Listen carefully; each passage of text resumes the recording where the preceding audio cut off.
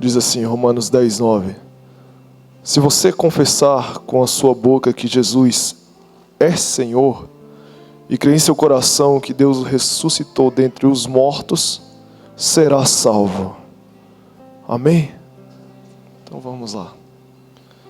Essa noite eu tenho uma missão e eu espero conseguir concluí-la através do Espírito Santo dentro do tempo que nós temos. Há algum tempo eu trouxe uma mensagem aqui que falava sobre nossa posição de servos. E novamente essa mensagem ela veio, mas veio de uma forma diferente. Veio trazendo agora a posição do nosso Deus, o nosso Senhor Jesus Cristo como Senhor. Nós somos acostumados, não que seja totalmente ruim, mas em parte isso prejudicou a igreja do Ocidente. Nós somos muito acostumados no ambiente de Deus como Pai, que é bom. É o Pai que nos consola, que cura as nossas feridas, o Pai que nos traz a paternidade de toda a orfandade, de toda a lacuna que existe na nossa alma, isso é muito bom.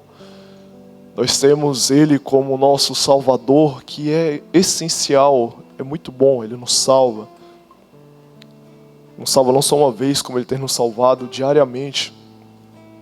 Nós temos Ele, nós estamos vivendo agora essa era, como eu falei, de Pai. A igreja brasileira entrou numa era do Abba, um pouco mais, de um relacionamento um pouco mais íntimo. É um campo que nós vemos que tempos atrás não se tinha muito. As congregações, principalmente as congregações mais tradicionais, ela trazia Ele muito como Todo-Poderoso, como Mestre, como Senhor. E não que isso é errado, mas muitas das vezes soava como um ar de um Deus que estava longe do nosso alcance. E aí nós entramos numa era agora do Abba, Tivemos a era do Abba, do papaizinho, que é muito legal também. Só que eu posso falar que de todos os ambientes que nós andamos com Deus, há um ambiente que nós devemos entrar, que praticamente todos nós que estamos aqui não entramos no início. E é bem provável que ao decorrer da nossa caminhada nós estamos conhecendo isso.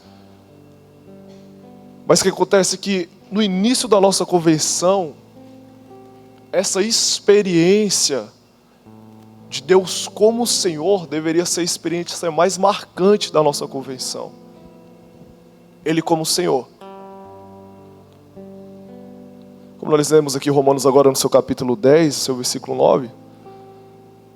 Antes de ele falar de Deus como Salvador, ele traz Ele como Senhor. Você vai ver que na conversão dos apóstolos, dos discípulos, quando Jesus se encontra com Simão, quando se encontra com Tiago, com João, qual é a reação deles quando eles veem Jesus pregando e Jesus convida eles para segui-lo? A atitude daqueles discípulos é de imediatamente largar tudo e seguir ao seu Senhor. A rendição ao senhorio de Jesus Cristo. Foi isso que trouxe uma conversão tão impactante que, apesar de todo o processo ao qual os discípulos tinham ao decorrer da sua caminhada com Cristo, como foi mencionado aqui no último culto, o qual o apóstolo falou do estado de Pedro, da qual forma ele tinha que ser tratado, de achar que amava a Deus no amor ágape, e não. Ele precisava crescer e evoluir, desenvolver este amor que foi derramado no coração de todo cristão. Aqueles discípulos, apesar de tudo isso, eles tiveram uma conversão muito impactante. E às vezes nós nos perguntamos qual é a diferença daquela convenção que tinha tamanho impacto, que era tudo muito rápido. Em 3 anos aqueles homens se tornaram apóstolos, foram cheios do Espírito Santo de Deus. O que aconteceu com o gadareno, que recebeu uma libertação, uma mensagem, e se tornou um grande evangelista da região onde morava? E hoje parece que nós temos uma lentidão do desenvolvimento do senhorio na nossa consciência. Isso pode nos prejudicar, nos tornando infrutíferos na obediência à rendição e à entrega, porque ter Ele como Salvador, uma vez que nós recebemos a mensagem, é muito bom. Quem é que não quer? Todos nós queremos ter Ele como Pai. Nós queremos levantar Ele como a nossa bandeira, Jeová Nissi, Jeová Jireh.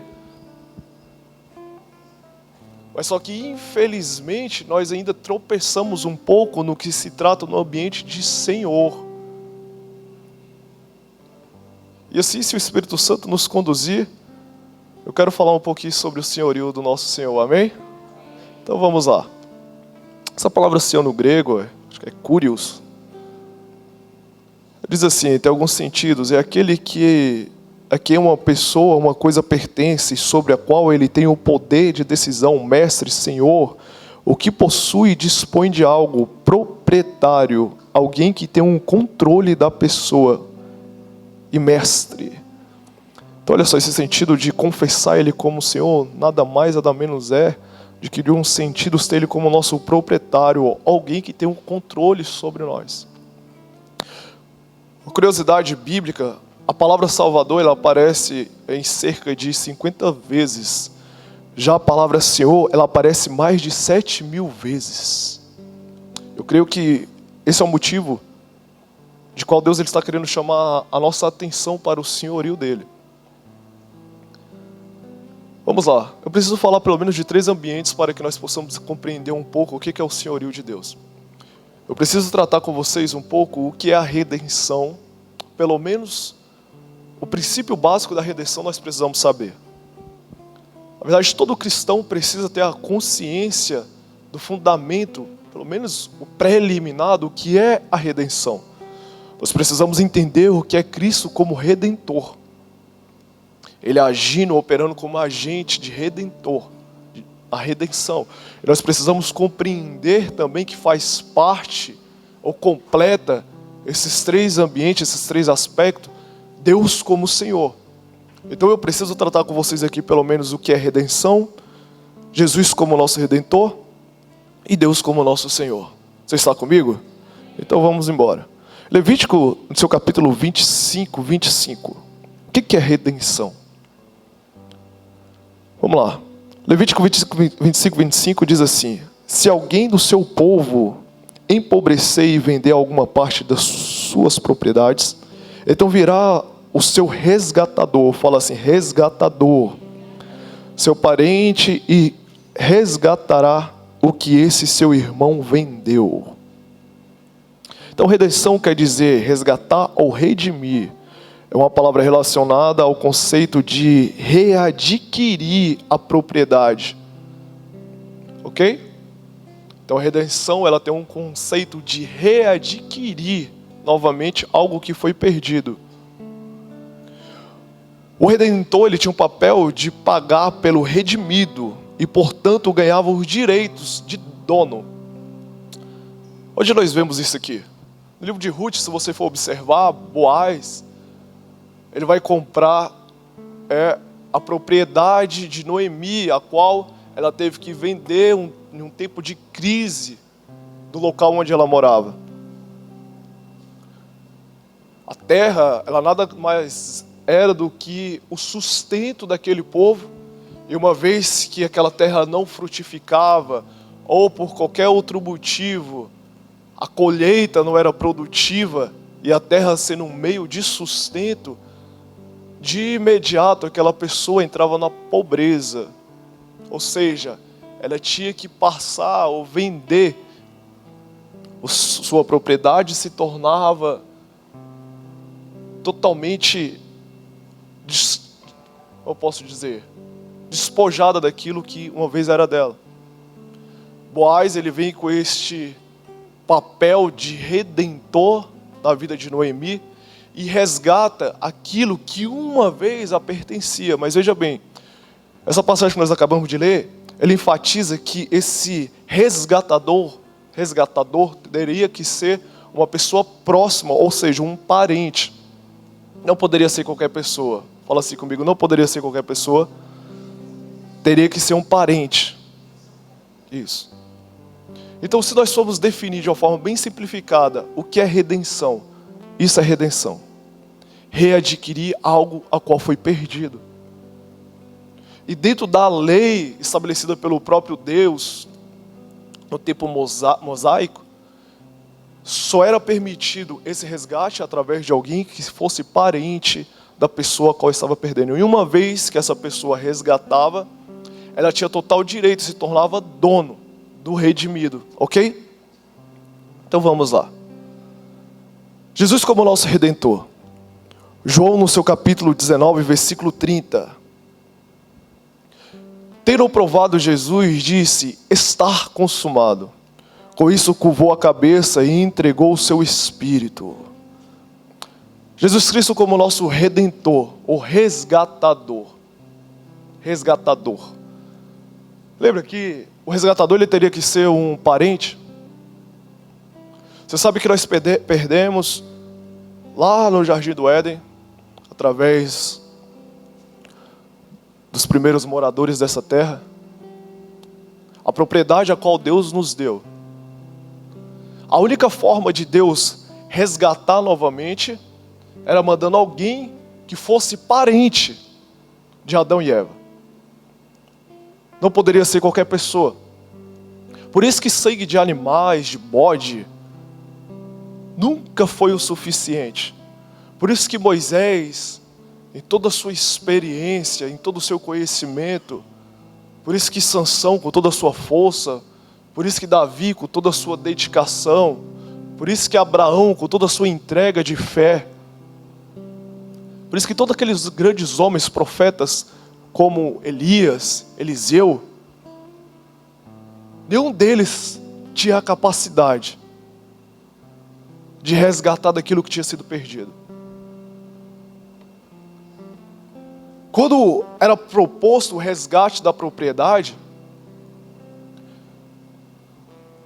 um parente que não tivesse condições de cumprir aquele resgate, passava para aquele que teria condições.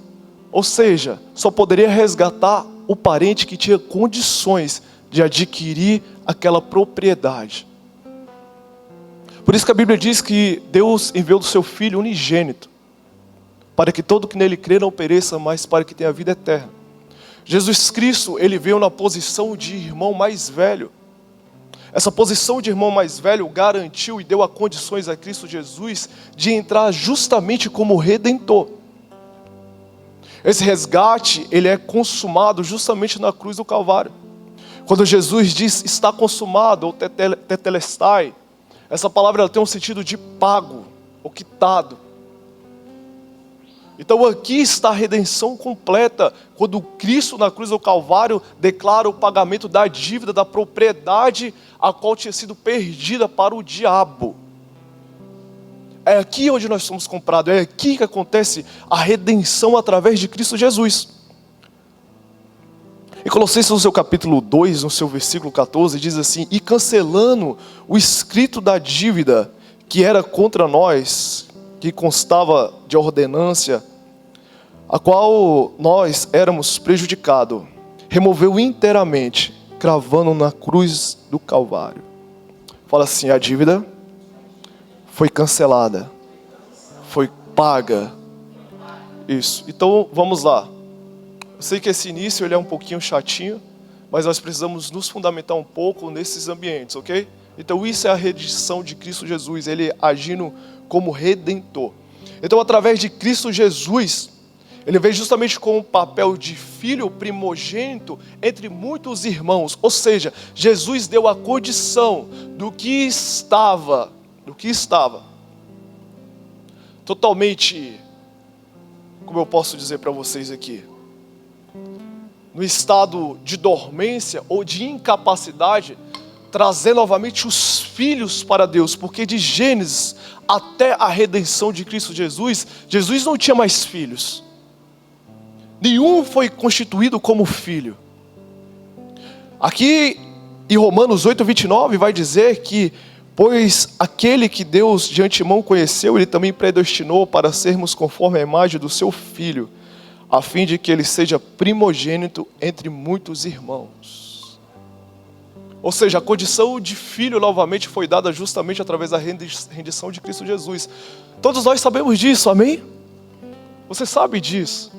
Mas eu quero que você entenda o fundamento do que é tudo isso. Nós precisamos crescer. Quando nós recebemos o fundamento, nós podemos crescer e desenvolver. Em um fundamento que nós recebemos, nós passamos a adquirir a capacidade de receber revelações e progredir e transitar dentro de um fundamento ao qual foi dado. Enquanto nós não temos fundamento, nós não podemos receber e sustentar as revelações. Se você não recebe a revelação do fundamento do que é redenção, você sempre vai ter informação do que é redenção, mas nunca ela vai virar uma revelação, ou seja, ela nunca vai ter o poder de cumprir o papel dela na sua vida. Por isso nós precisamos receber os fundamentos, amém? Então vamos lá. Deus como nosso Senhor. Colossenses, no seu capítulo 1, versículo 13. Coloca aqui por gentileza. Peço que vocês acompanhem aqui. Coloca, por favor, Tiago, na Nova Almeida atualizada. Vê se você tem aí.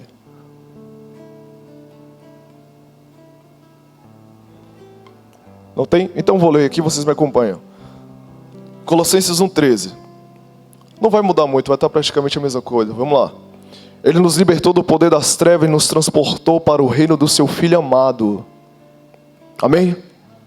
Veja bem. Ele nos libertou do poder das trevas. Ele nos libertou de um senhorio. O senhorio das trevas, o domínio das trevas. E nos transportou para o reino do seu Filho amado. Ou seja, nós saímos de um senhorio governado por Satanás, e agora nós fomos colocados em um novo reino, a qual existe um Senhor também. Então nós recebemos a liberdade da escravidão de Satanás, mas fomos colocados debaixo de um senhorio, ou seja, de um governo estabelecido por nosso Deus. Então você precisa saber que apesar de hoje você ser livre em Cristo, você continua sendo escravo. Você está debaixo de um governo e de um senhorio.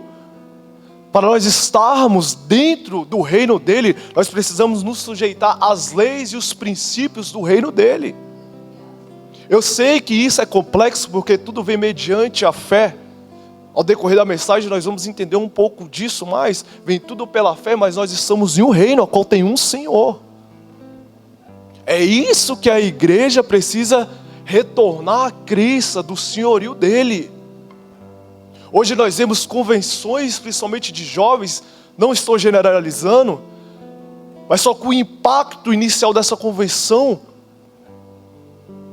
ele não tem um efeito a qual é esperado pelo poder que tem no Evangelho. O Evangelho ele é poder de transformação.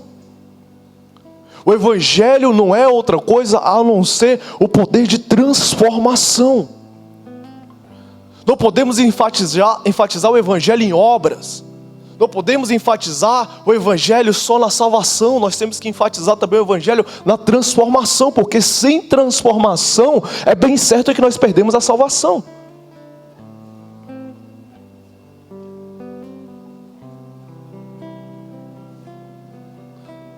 A satisfação sutil das obras nos remove do lugar de rendição. Por quê? Essa satisfação das obras ao qual nós realizamos nos coloca num estado de perfeição ou de aceitação daquilo que Deus está desejando na nossa vida. O Evangelho ele é transformação.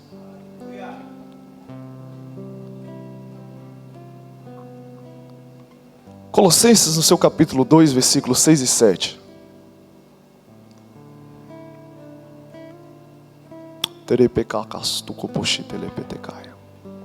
Ore em línguas aí enquanto você vai achando.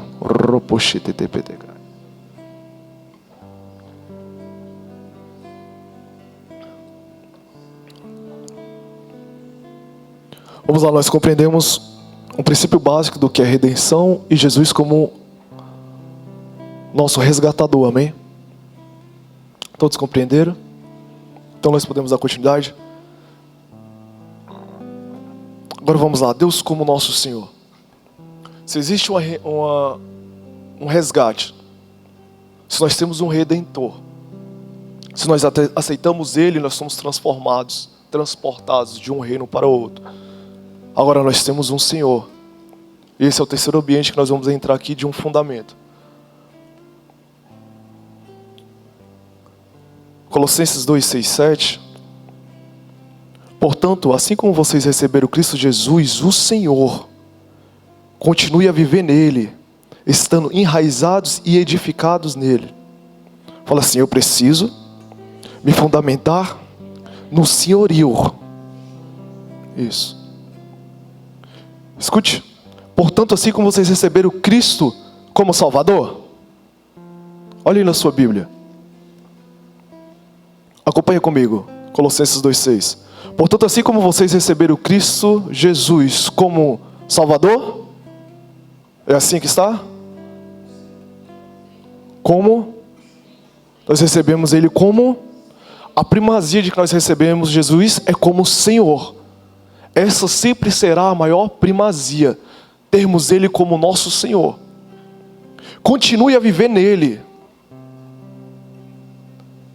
estando enraizados e edificados. Ou seja, nós precisamos nos edificar, nos fundamentar, nos alicerçar, desenvolver o senhorio dele no nosso comportamento, no nosso caráter.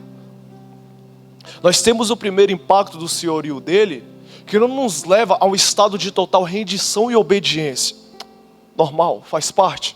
Nós vamos prosseguindo, conhecemos e prosseguimos a conhecer quem Ele é, debaixo do governo do senhorio e do governo do reino de Deus, dele em nossas vidas.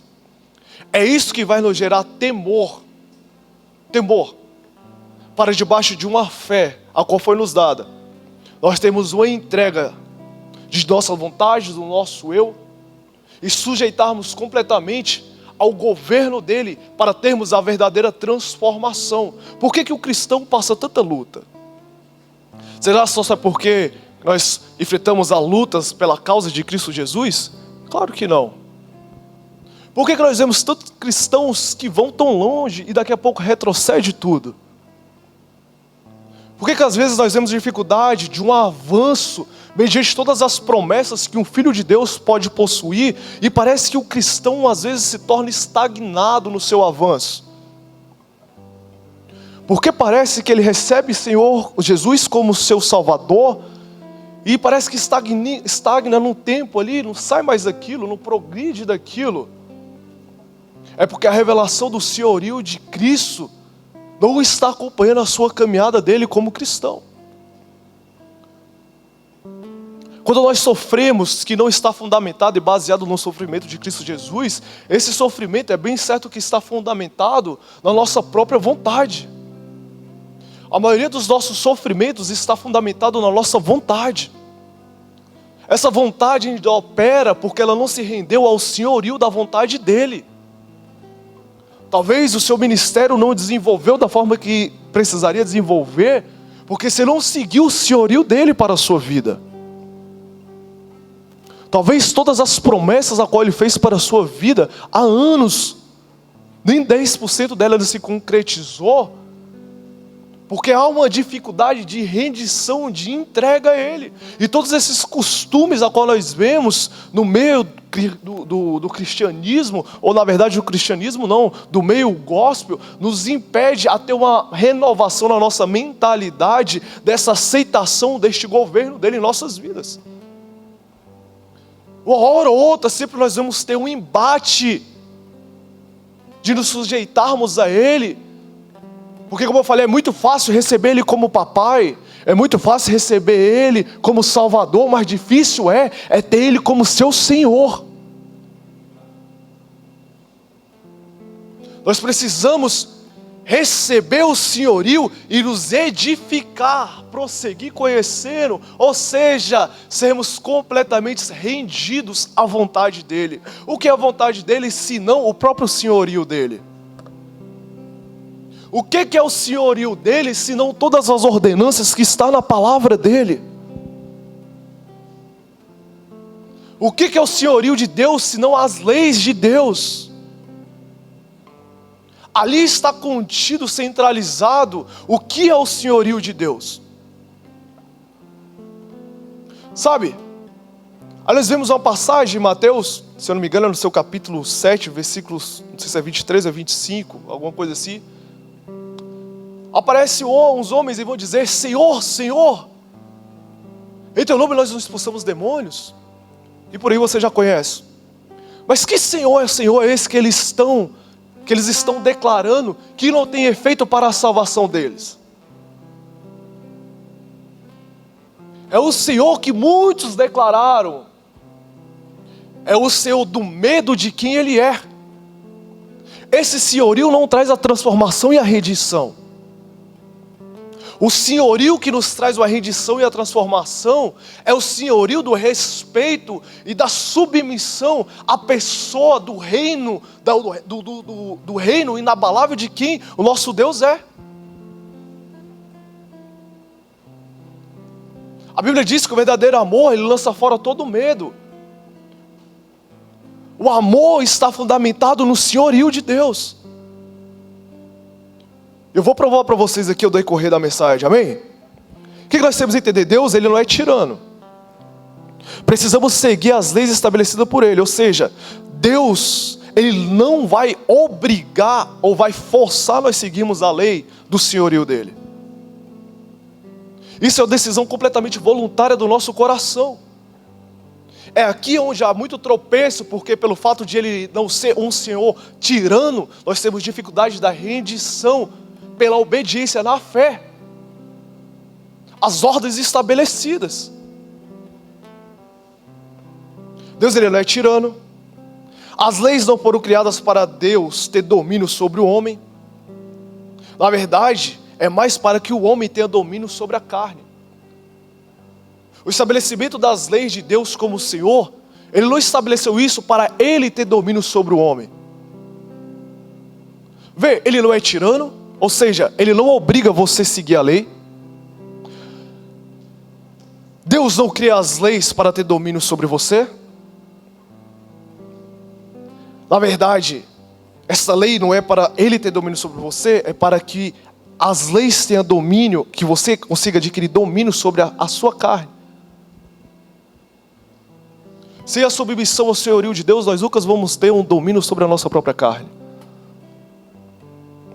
Nós nunca venceremos o pecado enquanto primeiro nós não vencermos a nós mesmos.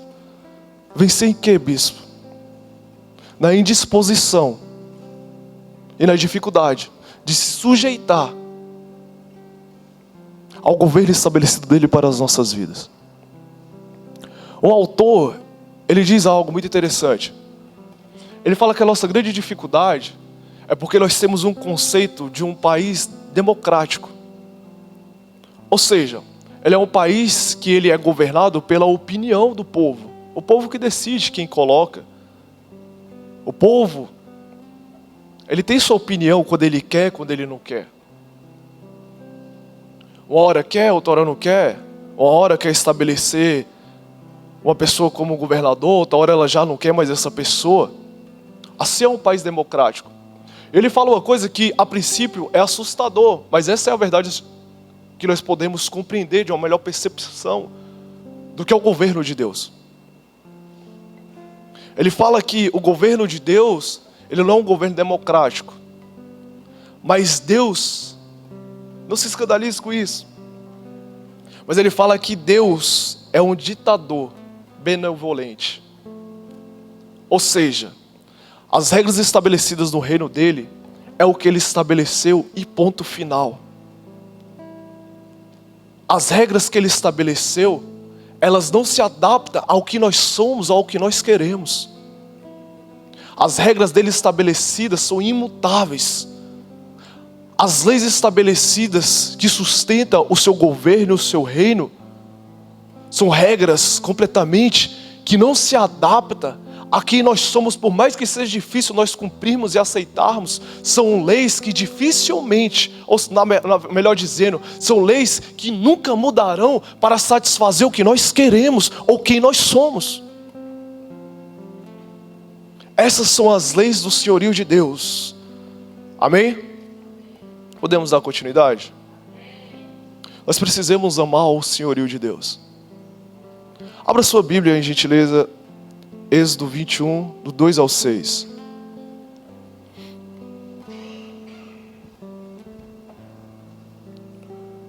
Acompanhe comigo o texto.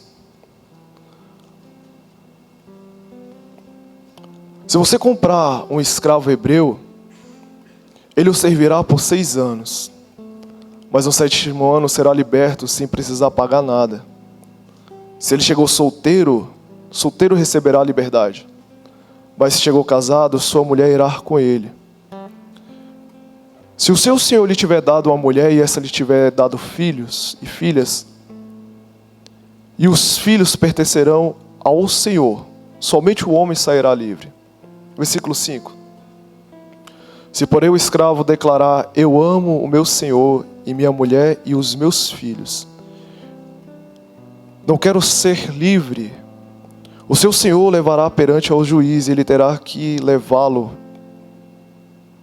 à porta ou à lateral da porta para furar a sua orelha. Assim ele será o seu escravo por toda a vida. Repare no versículo 5. Se porém o escravo declarar: eu amo o meu... Mas você vê que a Bíblia está falando primeiro, no versículo 4, diz o seguinte: se o seu senhor tiver dado uma mulher e ela tiver lhe dado filhos ou filhas, a mulher e os filhos pertencerão ao seu senhor, somente o homem será livre. Agora este homem, por amor ao seu senhor, a Bíblia, no versículo 5, repare que ele não fala amor à sua esposa, aos seus filhos. Ele não coloca isso como primazia. A Bíblia coloca: e o servo por amor ao seu senhor. Ou seja, havia uma lei. Qual era o funcionamento dessa lei? Uma pessoa escrava, ela era escrava por 6 anos. No 7º ano ela poderia ser livre. Mas se por amor ao seu senhor ela decidisse permanecer sendo serva ou escravo do seu senhor, ela poderia permanecer sendo servo daquele senhor. No Antigo Testamento nada mais é do que a sombra do que haveria de vir, conforme diz em Hebreus. Aqui está um retrato claro do que é a nossa rendição ao senhorio dele. É uma rendição que não há imposição do próprio Deus de exigir e te obrigar a você se render a Ele como um servo ou como um escravo, podemos dizer assim. Não se assuste que servo tem justamente essa colocação de palavra escravo. Essa passagem aqui, ela nos traz bem qual é o intuito de Deus na sua entrega, na minha entrega ao senhorio dele. É a entrega que mesmo nós tendo a capacidade da liberdade, da escolha mediante o livre-arbítrio, por amor a Ele, nós nos sujeitamos à condição de servos ou de escravo ao seu próprio senhorio. Este é o amor que nós devemos ter dele como nosso Senhor. Nós precisamos amar a Deus como Senhor. Nós precisamos servir Ele com amor, com rendição, com entrega e satisfação de nos rendermos a Ele, mesmo quando nós somos contrariados nas nossas próprias vontades. A Bíblia diz que aquele servo, ele recebia uma marca na sua orelha, um furo. Quando nós nos rendemos a Ele, quando nós nos entregamos a Ele, quando nós somos comprados por Ele, nós recebemos um selo também. Nós recebemos o selo do Espírito Santo, que é a garantia da nossa salvação. É a garantia de que nós nos rendemos ao senhorio dEle. Ser servo dEle vai nos contrariar dia após dia. Ser servo dEle vai te contrariar quando você entrar na casa dEle e as coisas não serem da forma que você acha que tem que ser. Se servo dele vai te contrariar quando você é disponível a entrega a ele a uma medida. Ser servo dele é entender que nós não somos mais nossos, nós somos inteiramente dele. Nós somos entregues e comprados por ele. E nós temos que encontrar o fundamento do amor dele aqui dentro do governo e da vontade dele.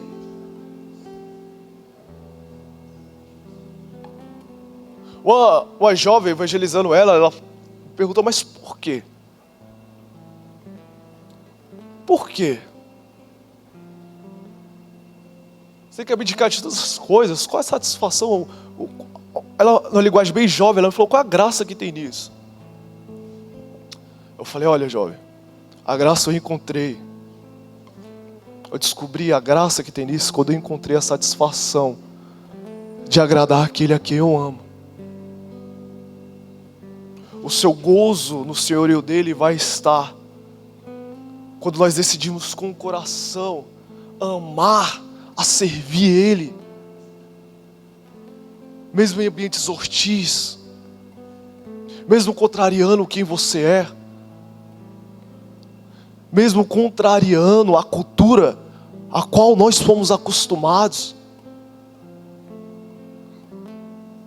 mesmo todos contra você, por amor a ele, você vai decidir se manter sujeito a ele. E não é fácil, porque como não existe uma obrigação, ou seja, não tem uma força que te impulsiona a você se submeter a isso, toda vez você vai ter que se entregar a isso debaixo de uma fé. Então não é fácil.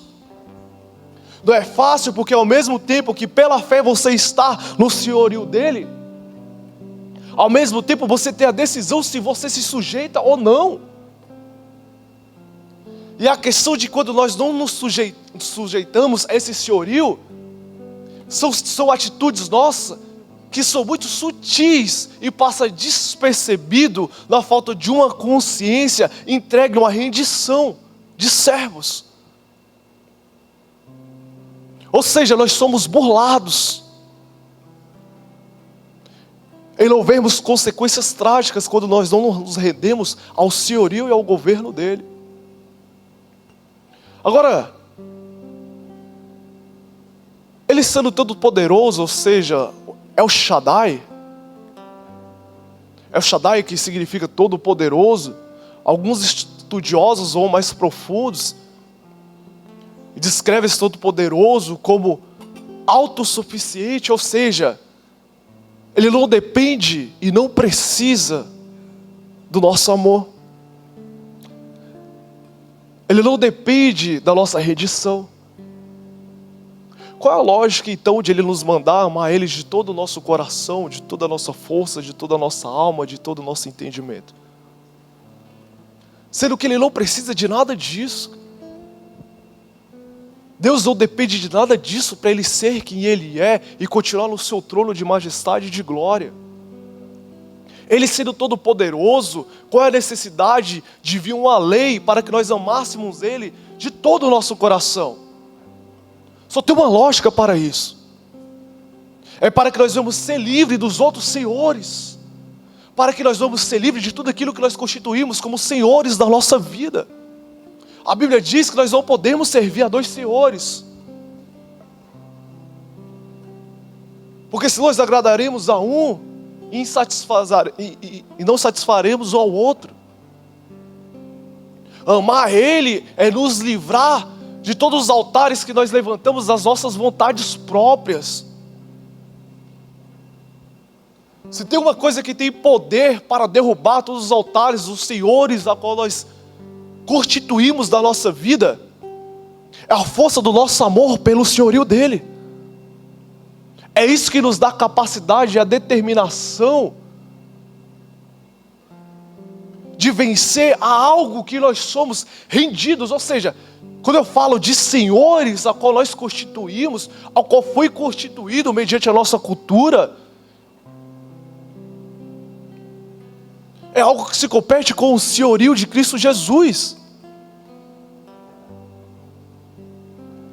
Tem coisas ainda que você pode ter dificuldade de se desfazer, porque se tornou um senhor na sua vida. Você já lutou com a sua própria força, você já usou todos os recursos que você podia, e parece que o efeito é zero. Porque a única forma de deixar de servir esse tal Senhor é se nós amarmos o Senhor e Salvador da nossa alma. É essa força do amor ágape. Que amor é esse? Porque Deus amou o mundo de tal maneira. O amor que trouxe a salvação e a rendição e o resgate da humanidade de toda a escravidão do pecado. É o amor que tem força de aniquilar todos os senhores constituídos na nossa vida. Então o único sentido que tem de amar a Deus é o sentido de nós nos preservarmos dos senhores que nos mantêm debaixo de uma escravidão, seja ela consciente ou inconsciente, porque tudo aquilo a qual nós temos de dificuldade de se desapegar, será empecilho de nós avançarmos e nos apegarmos ainda mais a Ele. Então todo o senhor que está competindo com o senhorio dele, são os senhores que impedem de nós prosseguirmos e termos mais comunhão com Ele, termos mais conhecimento de que Ele é, termos mais rendição a Ele. A força do amor ao senhorio dele é o poder suficiente de derrubar todos os senhores, tudo daquilo ao qual você tem dificuldade de desapegar. Uma hora ou outra você vai lidar com a insatisfação de uma falta de rendição a Ele. E se você for fazer uma alta análise, o que está te impedindo, você pode ter certeza que tem algo competindo com esse ambiente de rendição ao seu Deus. Então nós vamos avançar, nós vamos prosseguir, e uma hora ou outra nós vamos se deparar com algum senhor em áreas da nossa vida. Seja o senhor do orgulho, do ego, seja o senhor da satisfação própria, seja o senhor do domínio de todas as coisas, seja o senhor da ira, seja o senhor da mentira, seja o senhor da fornicação, seja o senhor do adultério, da prostituição, da mentira, das palavras torpes, do engano, dos desejos impuros. Uma hora ou outra nós vamos bater com certos senhores na nossa vida. E a única força para derrubar esses altares é o amor ao senhorio, ao teu Deus. Você pode dar um glória a Deus?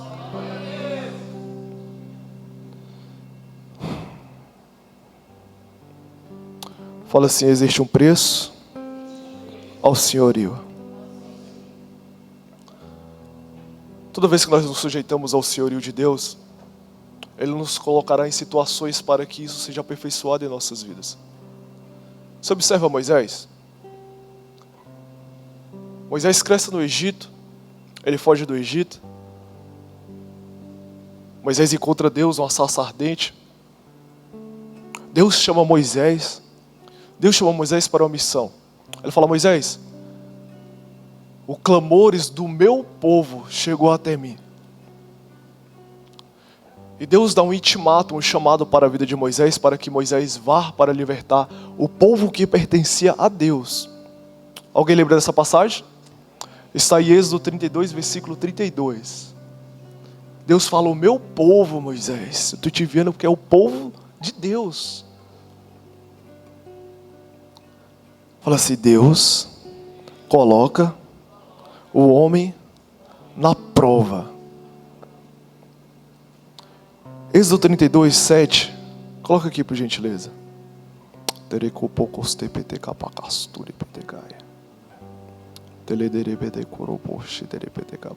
Colocou? Vamos lá. Então o Senhor disse a Moisés: olha isso. Desça, porque o seu povo que você tirou do Egito corrompeu-se. Como assim? O povo não era de Deus? Moisés agora está com Deus no monte, está recebendo a tábua da aliança, e o povo se corrompe lá embaixo, faz um bezerro de ouro. E Deus fala assim: Moisés, desça, porque o teu povo, Moisés. Olha Deus colocando Moisés à prova.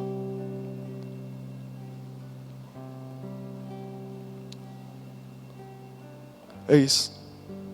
Deus vai te chamar, você vai se sujeitar à voz dele.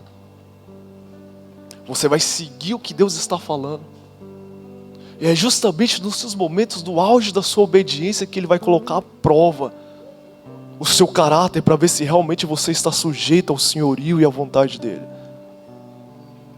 Olha o que Deus está falando para Moisés. Moisés, o teu povo, Moisés, pecou, desça lá. Olha o versículo de número 10. Muito depressa, versículo 10. Deixe-me agora para que a minha ira se acenda contra eles e os destrua. Depois farei de você uma grande nação. Se coloque no cenário que Moisés está. O povo está se corrompendo, Moisés está com Deus. Deus está botando Moisés no estrito, está falando, olha, o teu povo que está se corrompendo, Moisés. Moisés, mas não se preocupe não. Eu vou destruir todo esse povo e através de você, Moisés, eu vou fazer uma nova nação. Você acha que de fato era isso que Deus queria? Você acha que realmente Deus queria exterminar todo aquele povo e através de Moisés fazer uma nova nação? Você acha que sim? Quem acha que não? Levante a mão. Agora Moisés, no auge da sua obediência, está sendo provado por Deus. Imagine você. O que você responderia para Deus? Ô Deus, o povo é teu, o Senhor que me chamou, eu estava no deserto, eu nem te procurei. O Senhor que me chamou através de uma sarça ardente, o Senhor me chamou, eu fui até o Senhor mandou eu ir porque era teu povo, eu fui, trouxe eles até aqui, estou aqui contigo, o povo está pecando, e o Senhor está falando que é meu povo. Como assim? Fala assim, é no auge da minha obediência que Deus vai me provar. Foi no auge da obediência de Abraão que Deus provou a Abraão. Deus quer certificar que todos os senhores do nosso coração são todos exterminados pelo senhorio dele. Então não se pressione, não se escandalize, não fique contrariado e não deseje voltar atrás. Quando a sua caminhada com Deus já for longa e você tiver conquistado boas coisas em obediência a Ele e Ele te tacar na prova, parece que fala, Senhor, nós não éramos amigos, Aba. Nós chamamos Ele de papai, papaizinho, Aba, e não vai adiantar. E aí Ele quer testar o coração de Moisés. Fala, Moisés, vamos fazer o seguinte, vou exterminar esse povo através de você, Moisés. Eu faço uma nova geração. Deus estava provando como que estava o coração de Moisés, se estava no estado de orgulho pela posição a qual ele alcançou. Porque o povo que era de Deus, Deus está dizendo, é o teu povo. Olha só o tanto de gente, Moisés, que está te seguindo. Deus queria provar o coração de Moisés. Moisés dá uma resposta para o Senhor. Fala, Senhor, perdoa o pecado desse povo. Se o Senhor não perdoar o pecado dele, tira o meu nome do livro ao qual tu colocar-te. Deus vai nos colocar em provas que vai contrariar totalmente tudo que nós conhecemos e experimentamos dele. Ele vai te tornar, parece que vai te colocar totalmente distante de tudo que você conheceu dele. Ele vai tirar todos os recursos a qual você adquiriu na sua caminhada em rendição a Ele. Quanto mais nós andamos e prosseguimos nessa rendição, mais Ele vai provar o nosso coração. Deus vai tirar todos os recursos, toda a sabedoria a qual você adquiriu. Só uma coisa vai ser determinante para você em momentos como esse.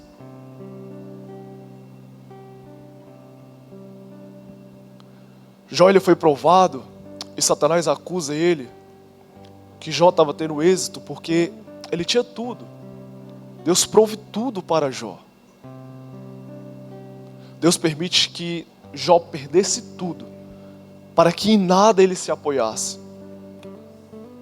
O homem que conhecia Deus por ouvir falar, foi experimentado de tal prova, foi tirado todo o apoio da qual ele adquiriu de que ele sabia quem era Deus, para ele conhecer a Deus de uma forma a qual ele nunca tinha conhecido.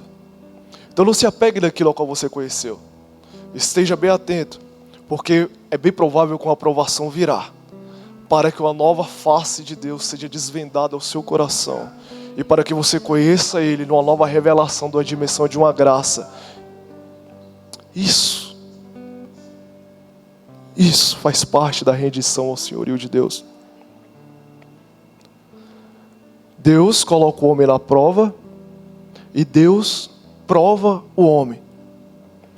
Você viu que Noé, depois de todo o dilúvio, depois de ser estabelecido na terra, Noé teve uma grande plantação de uvas. Ou seja, Noé foi muito abençoado com toda a sua plantação. E Noé se perde todinho com a plantação de uva, que ele pega aquele tanto de uva,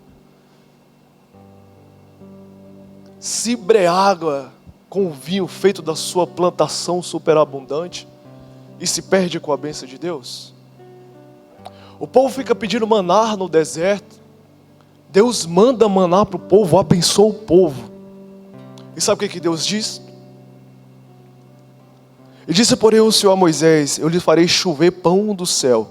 O povo sairá recolhendo diariamente a porção necessária para aquele dia. Com isso eu porei à prova para ver se seguem ou não as minhas instruções. Dentro do processo da submissão à rendição dele, Deus te dará grandes bênçãos na sua mão. Não se iluda com essas bênçãos. Não se apoie e ache que já está tudo legal por causa dessas bênçãos que você recebeu. Não confie nessas bênçãos, acreditando que o fator de você ter adquirido ela é porque você foi aprovado. Abre bem os seus olhos, porque Deus pode estar te colocando em certas posições, Deus pode estar te abençoando, te dando oportunidades. Nada mais é que é para te provar com as bênçãos dele. A melhor forma de nós sermos provados é com as bênçãos. Porque quando nós somos provados nas lutas, nós corremos para os pés dele.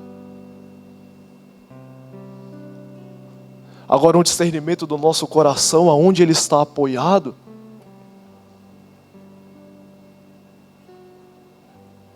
ele se torna muito mais sutil, esse discernimento, quando nós estamos aglomerados dentro das bênçãos do Senhor. Porque bênção às vezes significa, soa como aprovados. Não se apoie nas bênçãos. Se apoiar nas bênçãos é estagnar o seu processo de avanço. Está sendo muito abençoado? Tenha como não tivesse nada. Case como não fosse casado. Tenha como não tivesse. Deus está te abençoando financeiramente? Tenha como você não tivesse nada. Seu casamento é uma bênção, sua família é uma bênção. Maravilha. Mas tenha como você nunca fosse casado. Tudo está prosperando na sua vida. Deus te colocou no bom trabalho, está sendo uma bênção lá. Esteja como nunca estivesse lá. De tudo que Deus pode nos dar, tenha como nunca tivesse nada, para que isso não seja motivo de apoio para a nossa fé e nós possamos nos perder e tropeçar com as bênçãos de Deus na nossa vida.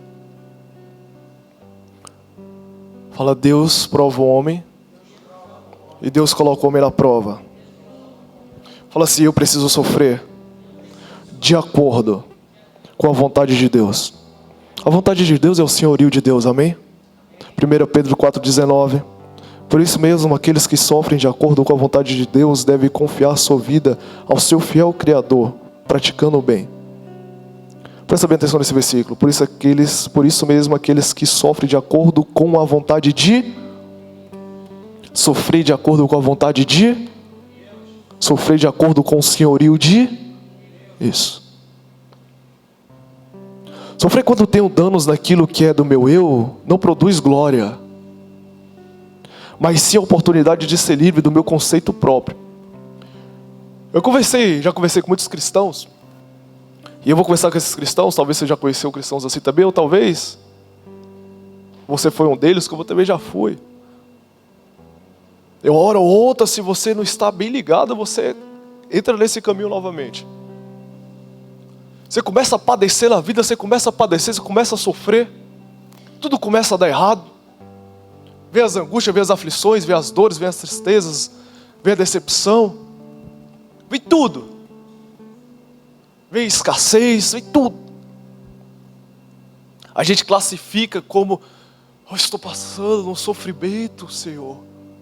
Como se fosse algo por Ele. Teve um irmão que falou assim para mim, já era bispo: bispo, você não sabe a prova que era a igreja, o tanto que a gente sofreu naquela igreja. Eu não falei aquilo para ela, mas eu pensei comigo, de todo esse sofrimento que esse povo sofreu, aonde estava o sofrimento de Cristo ali? O povo quer buscar a glória no sofrimento que não é o sofrimento baseado na glória de Cristo. Não é o sofrimento baseado na vontade de Cristo. É o sofrimento de si mesmo. É o sofrimento das dores causadas pelo seu próprio eu, do seu próprio ego, da sua própria carne, do seu próprio conceito. Às vezes está passando escassez, está passando perseguição, principalmente escassez financeira. Depois que eu me tornei crente, estou passando prova. Mas tu pelo menos, você é organizado financeiramente? Você se organiza financeiramente? Talvez você esteja passando por causa da prova que Deus está te provando mesmo, para ver onde vai a tua fidelidade, da sua rendição. Mesmo quando te faltar o dinheiro na sua vida, cara. Mas tem muito sofrimento que nós passamos que não tem a ver com a rendição a Cristo. Nós estamos sofrendo por causa daquilo que nós mesmos somos. São os nossos sofrimentos pessoais. Esses sofrimentos pessoais nós não precisamos e nem podemos esperar a glória dele resplandecendo nestes sofrimentos. Esses sofrimentos nada mais é do que a oportunidade de nós sermos livres de nós mesmos. Você está sendo afrontado? Bispo, eu estou sendo afrontado. Talvez nós estamos sendo afrontados porque nós somos orgulhosos. Quando deixar de ser um pouquinho orgulhoso, a afronta vai vir e não vai te ferir, não vai te causar dor. Bispo, eu estou sendo tão perseguido. Está sendo perseguido que nada. Essa mentalidade que não foi renovada na decisão de viver em paz para com todos, e você acha que todos estão te perseguindo, quando na verdade a sua ótica é uma ótica que enxerga todos como perseguidor.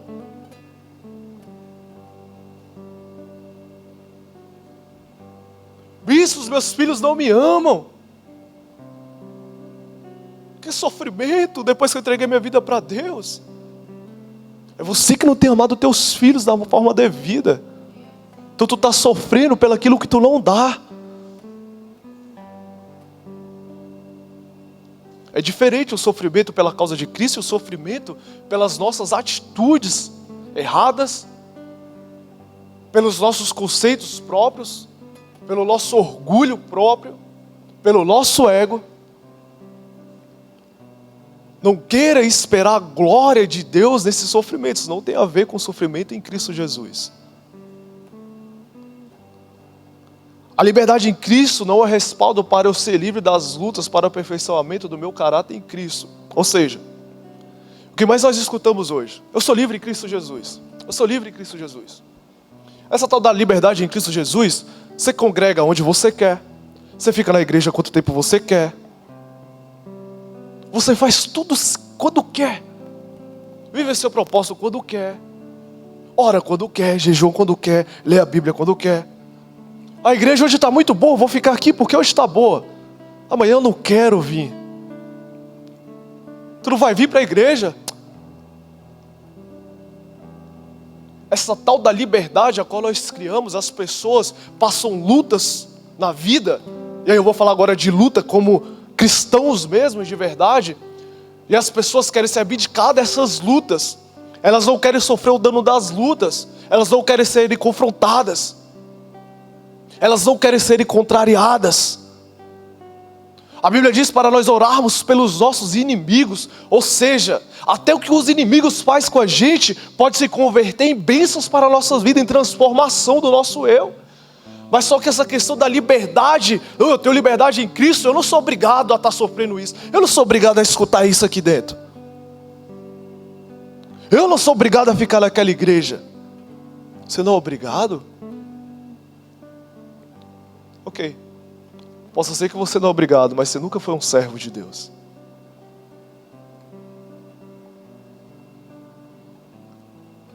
Todos nós vamos nos deparar, uma hora ou outra na nossa vida, com um conflito muito grande. Às vezes você deixou o seu estado, às vezes deixou o seu trabalho, às vezes largou o seu relacionamento para chegar a algo em Cristo Jesus. Não se engane. Todo esse sacrifício ele pode ter sido causado pela vontade, um desejo que você mesmo tinha de se chegar até Ele. Mas vai chegar um momento que Ele vai cobrar algo que não estava no seu desejo, você não tinha disposição para aquilo. Você não estava decidido a sacrificar por aquilo porque não era o seu desejo. E é neste momento onde muitos começam a estagnar na fé e a serem abortados do seu propósito de vida em Cristo. Porque viram um motivo de tropeço na sua fé,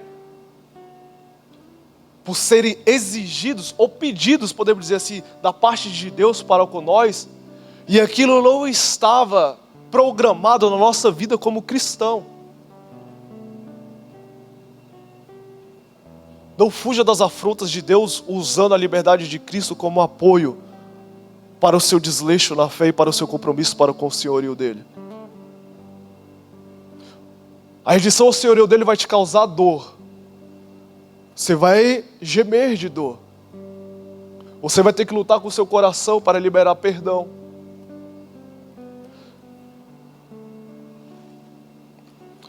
Se tiver que ser caluniado, você vai ser caluniado. Se você tiver que apanhar, se for da vontade dele, você vai ter que virar outra face.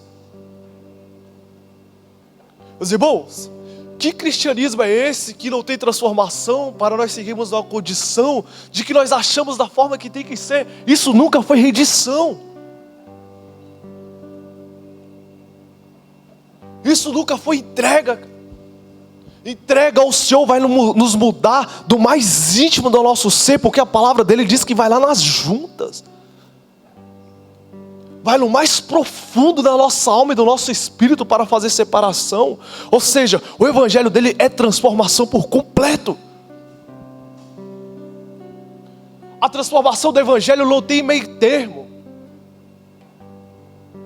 A transformação do evangelho traz uma verdadeira restauração do que nós somos criados para ser. Ou seja, a imagem e a semelhança dele, ser santo como ele é, no nosso comportamento. Talvez isso minimizaria tantos escândalos no meio cristão. Sabe por que nós vemos cristãos com tantos escândalos nas mídias sociais? Sabe por que nós vemos discussão de líder contra líder no meio da rede social? Porque eles nunca se renderam ao senhorio de Deus. Eles fazem o que eles querem. Eles falam do jeito que eles querem. Eles se comportam do jeito que eles querem. Eles nunca se preocuparam em preservar a imagem da santidade de Deus.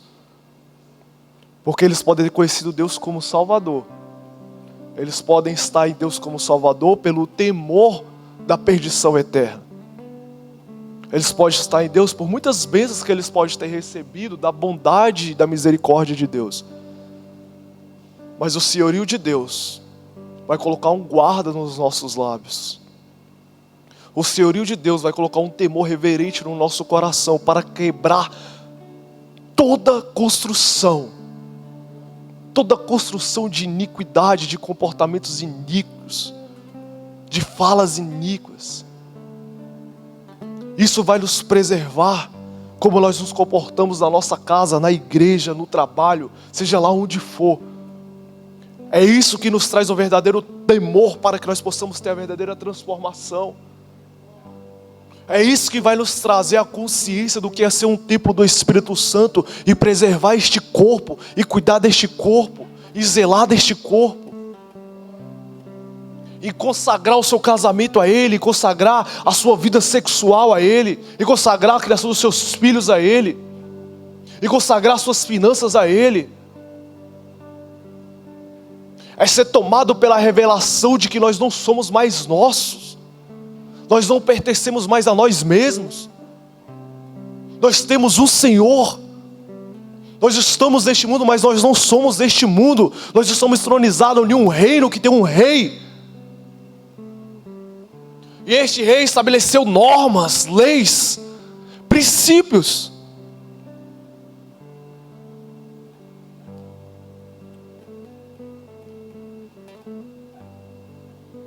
O irmão não usa da liberdade que nós temos em Cristo Jesus para você fugir das suas guerras, para você fugir dos seus processos.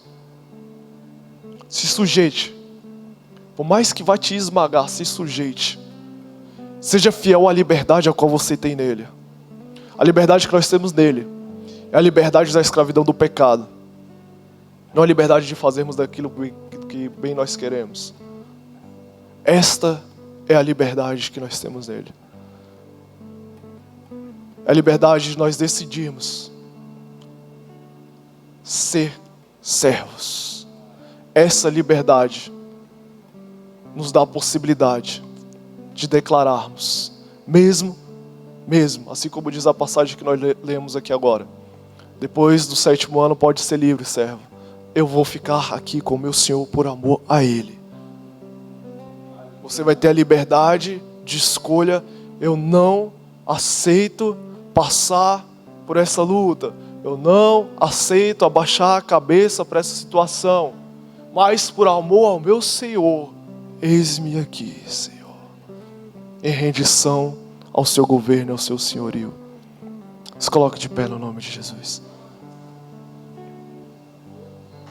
Só seremos totalmente livres. Só seremos totalmente livres, verdadeiramente livres, quando formos possuidores dos agrilhões de Cristo Jesus. Aí sim nós somos livres. Livres do quê? Livres do ego, livres do orgulho, livres da carne,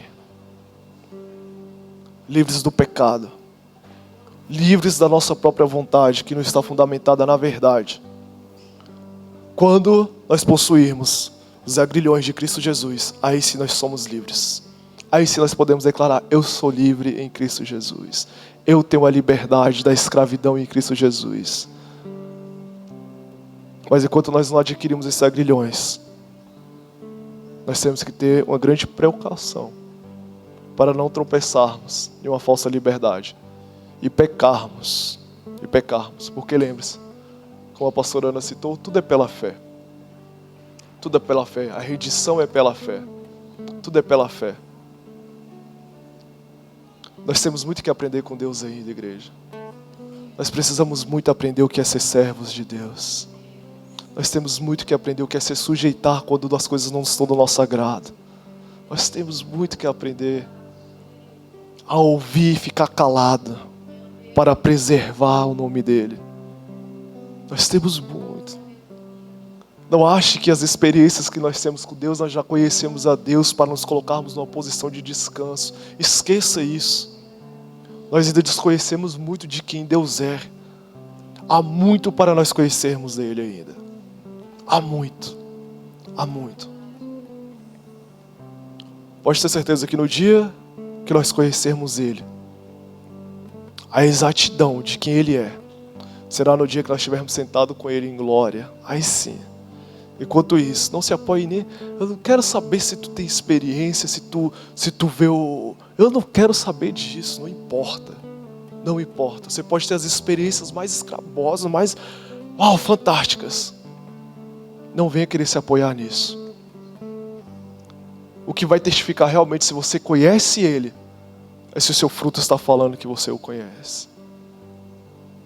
Se nós damos um verdadeiro fruto digno de arrependimento, aí sim nós podemos certificar que nós estamos conhecendo ele.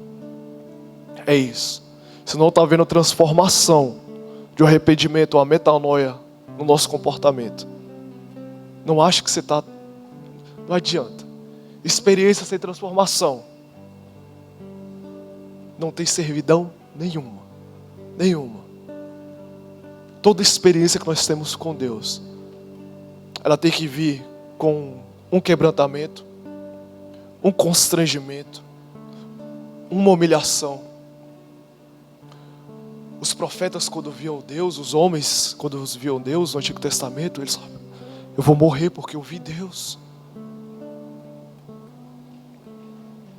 Isso.